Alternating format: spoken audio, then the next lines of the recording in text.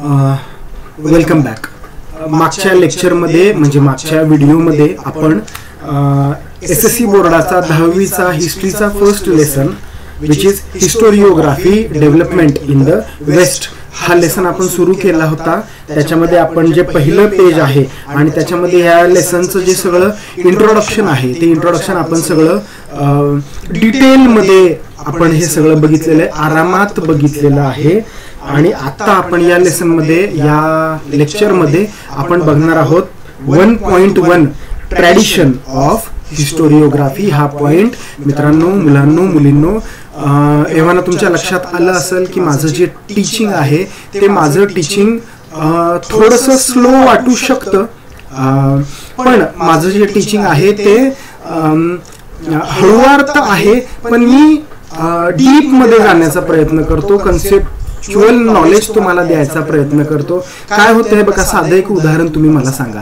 आपण चपाती खातो. चपाती आपण कशी खातो? डायरेक्ट अख्खी चपाती तोंडात कोंबतो का? नाही. आपण काय करतो? चपातीचे तुकडे तुकडे करतो, एक एक तुकडा, एक एक घास आपण खातो आणि चावून एक एक घास आपण त्या चपातीचा संपवतो. बरोबर आहे का?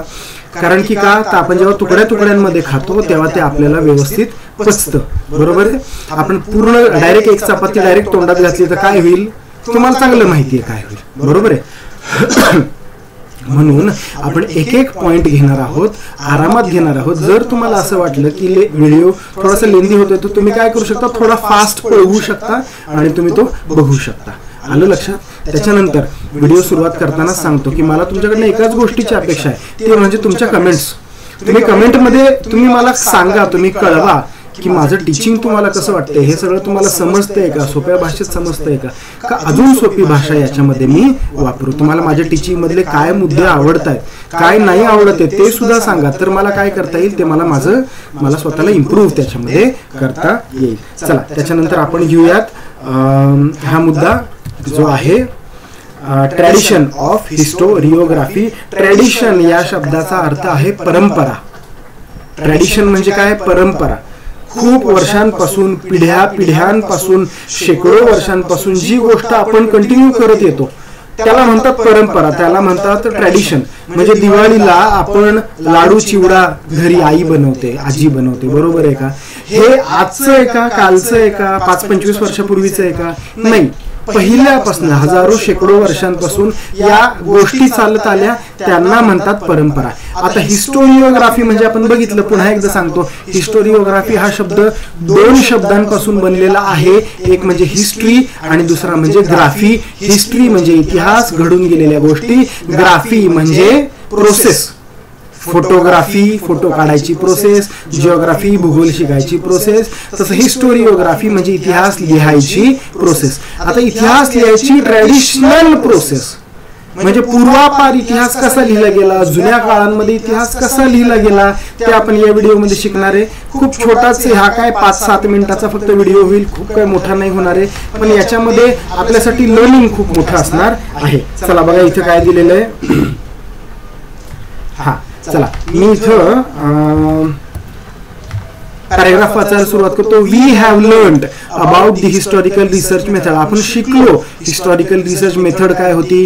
Critically examining the historical sources. ते जे सोर्सेस आहे, उदाहरणार्थ छत्रपती शिवाजी महाराजांनी औरंगजेबाला लिहिलेलं एखादं लेटर, ते खरं आहे का, खोटं आहे का, बनावटी आहे का, ते खरं आहे तर कशावरून खरं आहे, त्याची लेटरिंग स्टाईल आपण बघितली, मॅन्युफॅक्चरिंग डेट बघितली, त्याचा पेपरची क्वालिटी बघितली. हे सगळं अतिशय काळजीपूर्वक बघितलं तरच आपण म्हणू शकतो की ते लेटर ऑथेंटिक आहे, विश्वासार्ह आहे. अदरवाईज आपण त्याच्यावर विश्वास ठेवू शकत नाही. पुढे काय दिलेलं आहे, and writing the historical narrative. NARRATIVE. Narrative म्हणजे कथा, नरेटिव्ह म्हणजे गोष्ट. जी गोष्ट आपण लिहितो, जी कथा आपण लिहितो, जो धडा आपण लिहितो तो व्यवस्थित आपण त्याचा सारासार त्याचा विचार करून, त्याचा पूर्ण अभ्यास करून आपण तो लिहितो किंवा तो लिहिला जातो इतिहासकारांकडून.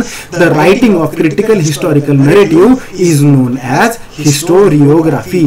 तुम्ही बघा बरं त्याच्यावर काही शॉर्ट नोट वगैरे आलेली आहे का? बघा बरं इथं हिस्टोरिओग्राफी, ठीक आहे. शॉर्ट नोट मध्ये, चला शॉर्ट नोट मध्ये तर तसं काय आलेलं नाहीये, हिस्टोरिओग्राफी असं काय आलेलं नाहीये. तर बघा चला, the writing of critical historical narrative. Writing म्हणजे लिहिणे, ऑफ काय लिहायचं आता तुम्हाला, क्रिटिकल म्हणजे अवघड, क्रिटिकल म्हणजे नाजूक, हिस्टॉरिकल नरेटिव्ह म्हणजे ज्या इतिहासातल्या ज्या स्टोरीज आहेत त्या स्टोरीज तुम्हाला अतिशय परखडपणे, अतिशय व्यवस्थित सारासार विचार करून लिहायच्या आहेत. आणि ते जे लिहायची प्रोसेस आहे त्याला म्हणतात हिस्टोरिओग्राफी. ठीक आहे. A scholar who rights such a narrative is a historian. Scholar हा शब्द कुठे ऐकतो रे आपण, स्कॉलर. स्कॉलर हा शब्द कुठे ऐकलाय, स्कॉलरशिप, बरोबर आहे का, हा शब्द ऐकलाय का, स्कॉलरशिप. मग स्कॉलरशिप कुणाला मिळते, हुशार मुलांना मिळते, बुद्धिमान मुलांना मिळते. स्कॉलर म्हणजे साध्या भाषेमध्ये हुशार किंवा बुद्धिमान, किंवा त्याला एक मराठीत खूप सुंदर शब्द आहे आणि तो शब्द आहे विचारवंत, बरोबर आहे. अ स्कॉलर, कुठे गेलं, a scholar who rights such a narrative. जो विचारवंत आहे, हिस्ट्री कुणी पण तर लिहिणार नाही, बरोबर आहे का. जे कोणी त्यातले तज्ञ आहेत तेच लिहू शकतील, त्यांना म्हणतात scholar. A scholar who rights such narrative, अशा प्रकारच्या गोष्टी, कथा जो लिहितो, इज अ हिस्टॉरियन. हिस्टॉरियन हिस्ट्री लिहिणारा, त्याला मराठीमध्ये म्हणतात इतिहास लेखक किंवा इतिहासकार. ओके, किंवा इतिहासाचा अभ्यासक. ठीक आहे. पुढचा पॅराग्राफ आपण बघूया. सेकंड पॅराग्राफ बघा तुमच्या समोर दिसतोय.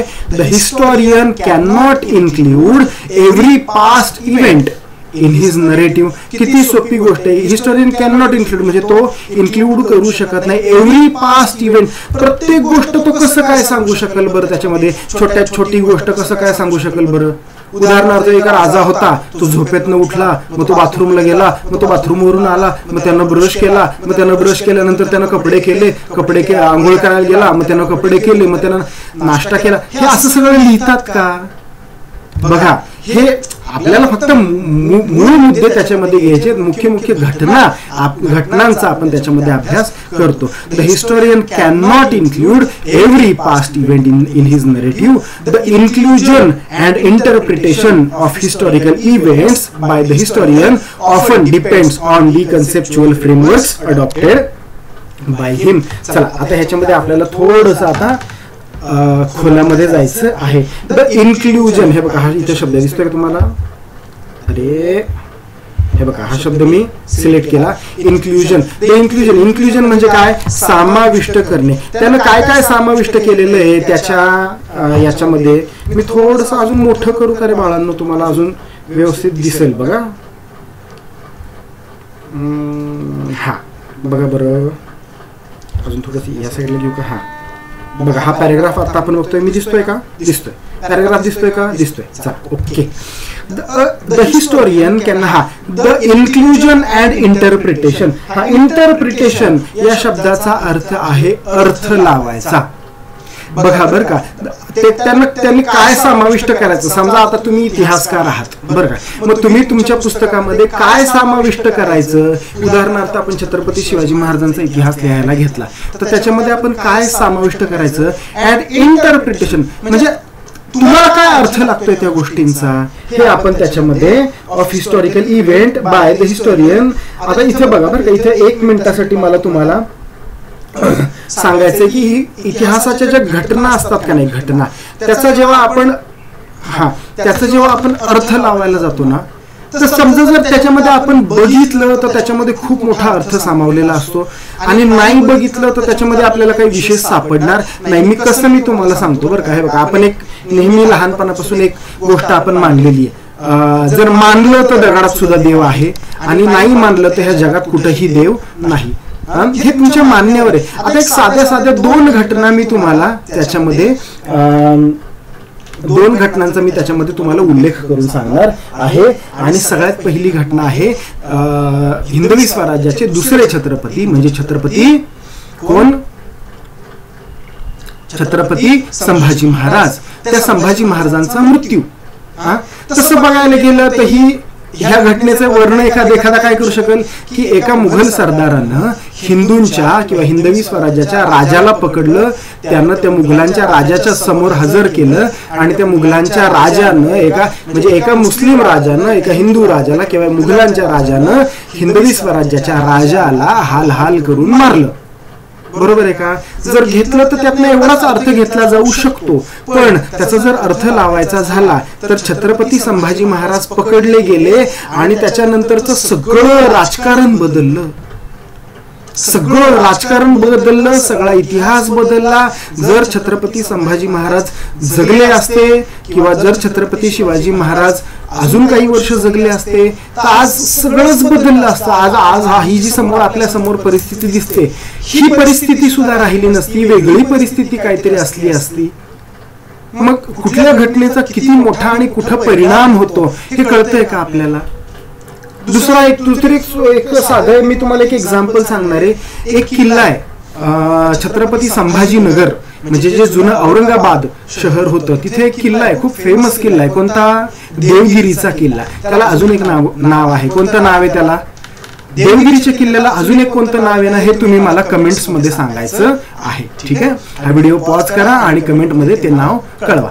तर देवगिरीच्या किल्ल्यावर यादव अडकले गेले, बरोबर आहे का? आणि मुघलांनी त्यांना चारी बाजूनी घेरलं आणि त्याच्यामध्ये यादव कुळाचा संहार झाला आणि म्हणजे यादवांच्या हातातून महाराष्ट्र निसटला आणि मग मुघलांची सत्ता या ठिकाणी प्रस्थापित झाली. तसं बघायला गेलं तर काय की एका सत्तेनं दुसऱ्या सत्तेला संपवलं. या एका वाक्यामध्ये पण इतिहास सांगितला जाऊ शकतो, पण जर आपण थोड्या डिटेलमध्ये जाऊन जर बघायचा प्रयत्न केला तर त्याचे किती दूरगामी परिणाम होतात.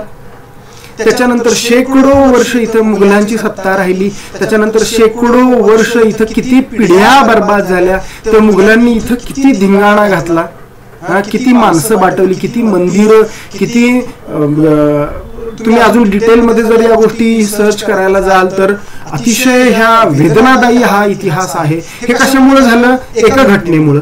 मग ती घटना साधी म्हणता येईल का? मग ती घटना सामान्य घटना म्हणता येईल का? बिलकुल नाही.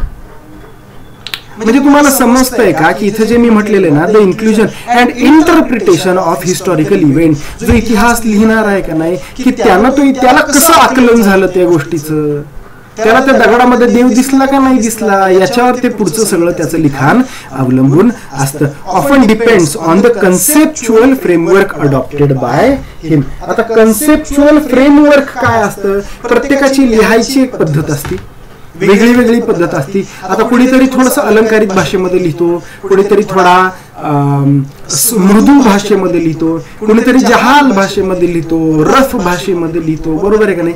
आता तुमचे टीचर्स असतील, एखादा टीचर खूप कडक असतो, एखादा टीचर थोडा सॉफ्ट असतो, एखादा टीचर प्रेमळ असतो, एखादा टीचर रागीट असतो, बरोबर आहे का नाही? ही प्रत्येकाची आपली पद्धत असते. ठीक आहे. Conceptual framework adopted by him. तर त्याच्यानंतर पुढचं जे वाक्य आहे ते वाक्य इथं बघा. His style of writing is determined by that conceptual framework. His style of writing म्हणजे मी पुन्हा मग तेच झालं. आता मी तुम्हाला इथे एक छोटंसं उदाहरण देणार आहे. दोन व्यक्तींची नावं जी तुम्हाला माहिती असली पाहिजे, आणि जर या दोन व्यक्तींची नावं तुम्हाला माहिती नसतील तर हा व्हिडिओ संपल्या तुम्ही लगेच युट्यूबवर किंवा गुगलवर सर्च करायचंय आणि ही दोन माणसं कोण होती हे तुम्ही शोधून काढायचं आहे. पहिले आहेत शिवशाहीर बाबासाहेब पुरंदरे आणि दुसरे आहेत रणजित देसाई. ऐकलीत का तुम्ही ही नावं? तुमच्या जनरल नॉलेज मध्ये हे असलंच पाहिजे. बाबासाहेब पुरंदरेंनी एक पुस्तक लिहिलं राजा शिवछत्रपती आणि रणजित देसाईंनी एक पुस्तक लिहिलं श्रीमान योगी. आता हे दोन्ही छत्रपती शिवाजी महाराजांची चरित्र आहेत.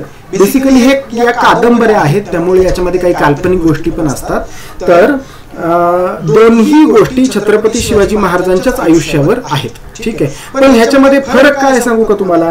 बाबासाहेब पुरंदरेंनी जे राजा शिवछत्रपती लिहिले त्याच्यामध्ये फार अलंकारिक भाषा आहे, नाही का? म्हणजे छत्रपती शिवाजी महाराजांचा जन्म झाला म्हणजे किंवा बाल शिवाजीचा जन्म झाला, मग चारी दिशा उजळून निघाल्या, किंवा किंवा याची बारिश झाली नाही का, म्हणजे तुम्हाला लक्षात येतंय का अलंकारित की मेघ गडगडायला लागले, मेघ बरसले, हे अशी जी स्टाईल असते ह्याला म्हणतात अलंकारिक भाषा. आणि रणजित देसाईंनी जे श्रीमान योगी लिहिलेलं आहे ते एवढं अलंकारिक नाहीये, ते थोडं कमी अलंकारिक आहे. बरोबर आहे का. मग हे आता हे ज्याच्या याच्यावर डिपेंड असतं. समजा तुम्ही एक पुस्तक लिहिलं तरी त्याच्यामध्ये थोडंसं समजा एकच टॉपिक आहे, तो तुम्ही तुमच्या भाषेमध्ये लिहिला तर तो वेगळ्या पद्धतीनं मांडला जाणार आहे, मी माझ्या भाषेत लिहिला तर तो वेगळ्या पद्धतीनं मांडला जाणार आहे. ठीक आहे. चला आता आपण पुढे बघायचंय. The tradition of writing, the tradition of writing historical narrative that is historiography was not prevalent in the ancient societies of the world. बरोबर का. the tradition of historiography, आता आज आपण जसं पुस्तक लिहितो, आज आपण जसं हिस्ट्री लिहितो, आज आपण जिओग्राफी लिहितो, हे was not prevalent म्हणजे प्रचलित नव्हतं. म्हणजे जुन्या काळामध्ये इतकं काही सहज सोपं. तुम्ही मला एक साधी गोष्ट सांगा ना, आज आपल्याकडे नोटबुक आहे, टेक्स्टबुक आहे, आज आपल्याकडे पेन आहे, पेपर आहे, या सगळ्या गोष्टी आज आपल्याकडे आहेत. जुन्या काळातल्या माणसांकडे हे सगळं होतं का? नव्हतं. बरोबर आहे का. त्या काळामध्ये पेपर होता का, पेन होता का, हे सगळं इतक्या सोप्या पद्धतीने अवेलेबल होतं का? अजिबात होत नव्हतं. पण however बघा बरं का, however that does not mean that they were not aware of historical time or were not eager to know about it. म्हणजे जरी त्यांना जरी एवढा इतिहास त्या काळामध्ये लिहिला जात नव्हता, याचा अर्थ असं नाही की त्यांना इतिहासामध्ये रस नव्हता. याचा असा अर्थ नाही की त्यांचा इतिहासाचा काहीच अभ्यास नव्हता. माहिती होतं त्यांना पण आता जशी आपल्याला क्युरिओसिटी असते की यार 500 वर्षापूर्वीचा माणूस कसा जगत असेल, तसंच 500 वर्षापूर्वीच्या माणसाला पण ही क्युरिओसिटी असेल की त्याच्या 500 वर्षापूर्वीच्या म्हणजे 1000 वर्षापूर्वीचा माणूस कसा जगत असेल, हे त्याला पण तर क्युरिओसिटी राहणारच ना. बरोबर आहे का नाही. पुढे बघा बरं. Ancient people also felt the need of passing on the stories of the life and valor of the ancestors to the next generation. खूप डिटेल मध्ये आपण इथं बघूया. कुठे गेलं. एन्शियंट पीपल म्हणजे प्राचीन काळातली लोक, जुन्या 1000, 1200, 2000, 5000 काळातल्या 5000 पूर्वीच्या लोकांना सुद्धा also felt the need of passing the stories. त्यांना पण गरज वाटली की या ज्या स्टोरीज आहेत त्या पुढच्या जनरेशन पर्यंत पोहोचवण्याची. आता साधी गोष्ट आहे बघा, त्या काळामध्ये पेन नव्हता, पेपर नव्हता. खूप जुन्या काळामध्ये तुम्हाला माहिती का महाभारत कधी घडलं? महाभारत घडलं 5000 वर्षांपूर्वी. 5000 वर्षांपूर्वी कागद होता का? नाही. पेन होता का? नाही. युट्यूब, फेसबुक होतं का? नाही. टेक्स्टबुक, नोटबुक होतं का? काही नाही. काहीच नव्हतं त्या काळामध्ये. तरी पण आपल्याला महाभारत आणि रामायणाबद्दल माहिती आहे का? माहिती आहे. मग कसं काय बरं? कारण की त्या स्टोरीज त्यांनी पुढच्या जनरेशनसाठी पास ऑन करून ठेवलेल्या आहेत. त्यांना ज्या पद्धतीनं त्यांना शक्य झालं त्या पद्धतीने त्यांनी ते केलं. ठीक आहे. Stories of the life and weller. Life म्हणजे आयुष्य, अँड वेलर म्हणजे शौर्य. त्या काळामध्ये शौर्य, अर्जुनाचं काय शौर्य होतं, भीमाचं काय शौर्य होतं, छत्रपती शिवाजी महाराजांचं काय शौर्य होतं, महाराणा प्रतापांचं काय शौर्य होतं, हे सगळं ते त्यांना पुढच्या जनरेशनला त्यांनाही पाठवावंसं वाटलं. Valour of the ancestor. Ancestor म्हणजे आपले पूर्वज, आपल्या वडिलांच्या वडिलांच्या वडिलांच्या वडिलांच्या वडिलांच्या वडिलांचे वडील, हे कोण आहेत? आपले पूर्वज. आणि त्या पूर्वजांच्या स्टोरीज पुढच्या जनरेशनला त्यांना पास कराव्या वाटल्या. बरं, एन्शियंट त्यांनी ते कसं केलं बघा बरं का. पुढं ancient communities all over the world used various method. म्हणजे जगभरामध्ये वेगवेगळ्या ठिकाणी वेगवेगळी जी काही लोक होती त्या काळामध्ये त्यांनी काय केलं? युज्ड म्हणजे वापरलं. काय वापरलं? व्हेरियस मीन्स वेगवेगळे त्यांनी तरीके वापरले. कोणते? Like cave painting. केव म्हणजे काय रे? केव म्हणजे गुहा. पेंटिंग म्हणजे काय? पेंटिंग, चित्र, गुहेमध्ये काढलेली चित्र. तुम्हाला माहिती का महाराष्ट्रामध्ये एक अतिशय प्राचीन लेणी आहे. कोणती सांगा बरं? अजंठा वेरूळ आहे. अजंठा वेरूळ पेक्षा एक खूप जुनी लेणी आहे महाराष्ट्रामध्ये. कोणती बरं? सांगा मला कमेंटमध्ये, मी नाही सांगणार. तर त्या लेण्यांमध्ये केव्ह पेंटिंग्स आहेत. हजारो वर्षांपूर्वी जे काही चित्र त्यांनी त्या भिंतींवर आणि दगडांवर त्या काळातल्या आदी मानवानी किंवा त्या काळातल्या मानवानी जे काही त्याच्याकडे ब्रश असेल, काय कशानं त्यानं बनवलेलं असेल, काय त्याच्याकडे कुठलं लाकडानं काय काढलेलं असेल, काय असेल, तर त्यांनी बनवलेली ती चित्र आहेत त्या गुहेमध्ये. ते त्याचं नाव तुम्ही मला इथं खाली कमेंटमध्ये सांगायचं आहे. Cave painting. स्टोरी टेलिंग म्हणजे काय तुम्हाला माहिती का? रामायण आणि महाभारत हे कोणत्या फॉर्म मध्ये होतं? रामायण आणि महाभारताला इंग्लिशमध्ये काय म्हणतात माहिती का? त्याला रामायण आणि महाभारताला इंग्लिशमध्ये म्हणतात इपिक, EPIC. आणि इपिकचा मराठीत अर्थ काय होतो? इपिक या शब्दाचा मराठी अर्थ होतो महाकाव्य. महा म्हणजे खूप मोठं, काव्य, पोएट्री. मग त्यांनी काय केलं? ह्या पोएट्रीमध्ये, काव्यामध्ये, स्टोरी टेलिंग मध्येच ह्या सगळ्या गोष्टी आहेत ना, अशा त्यांनी एका जनरेशन कडून दुसऱ्या जनरेशनला, दुसऱ्या जनरेशन कडून तिसऱ्या जनरेशनला सांगितल्या. त्याच्यानंतर काय? Singing songs and ballads. Ballads म्हणजे काय? पोवाडा वगैरे असतं का नाही जुन्या काळामध्ये बघा, ते सगळं होतं. पोवाडा, गोष्टी, कथा वगैरे अशा पद्धतीनं त्यांनी ते तिथं त्या ठिकाणी सांगितलेलं आहे. बॅलड्स एक्सेट्रा फॉर दिस पर्पज, म्हणजे या गोष्टीसाठी त्यांनी ह्या सगळ्या गोष्टी वापरल्या. हे बघा काय करतो माहिती का? आता समजा आपल्याला एखाद्या अजून 2000 वर्षांनंतर आपल्याला ही जी माणसं असतील 2000 वर्षांनंतरची, त्यांना आपल्याला एक मेसेज द्यायचा. आपण काय करू? हे काय आता मी जे करतोय, युट्यूबचा व्हिडिओ शूट करतोय, रेकॉर्ड करतोय, हे युट्यूबचा व्हिडिओ रेकॉर्ड करू, एखाद्या पुस्तकामध्ये लिहून ठेवू किंवा एखादी वेबसाईट बनवू त्याच्यामध्ये लिहून ठेवू. मग ते 2000 वर्षानंतरच्या माणसाला कळलं. आता आपल्याकडे जे आहे ते आपण वापरू, त्या माणसांकडे जे होतं ते त्यांनी वापरलं. बरोबर आहे का? As simple as that. पुढे बघा.